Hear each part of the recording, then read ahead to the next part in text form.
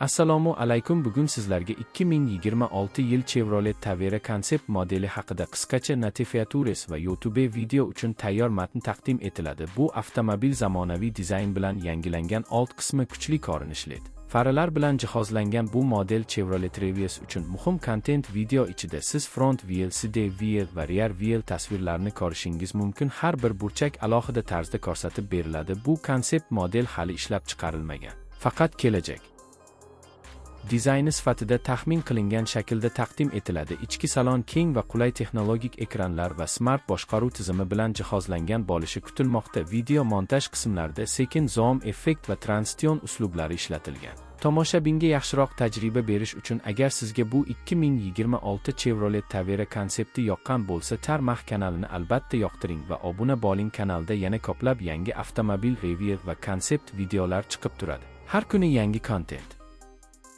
qo'shiladi. Chevrolet Traverse uchun bu video alohida ahamiyatga ega, chunki u brendning kelajak yo'nalishini ko'rsatadi. Dizayn jihatidan avtomobil aerodinamik shaklga ega bo'lib, yoqilg'i samaradorligi va tezlik uchun optimallashtirilgan tashqi ko'rinishda. Krom elementlar va kuchli bamper dizayni ishlatilgan, bu esa unga premium ko'rinish beradi. Video tavsif qismida barcha texnik ma'lumotlar taxminiy tarzda berilgan, chunki bu model hali rasmiy emas. Tomoshabinlar ushbu kontentdan ilhom olib yangi avtomobil trendlarini tushunib olishlari mumkin. Endi videoni oxirigacha ko'rib chiqishni unutmang va Tarmax kanalini qo'llab-quvvatlang. Obuna bo'lish juda muhim hisoblanadi. Har bir like va izoh kanal rivoji uchun yordam beradi. Biz sizlarga eng yaxshi avtomobil kontent yetkazamiz. Yangi videolar haftalik ravishda yuklanadi. Shuning uchun kanalni kuzatib boring va bildirishnomani yoqing. Shunda hech bir video sizdan o'tib ketmaydi. Ushbu 2026 Chevrolet Tavera konsept modeli avtomobil sevuvchilar uchun juda qiz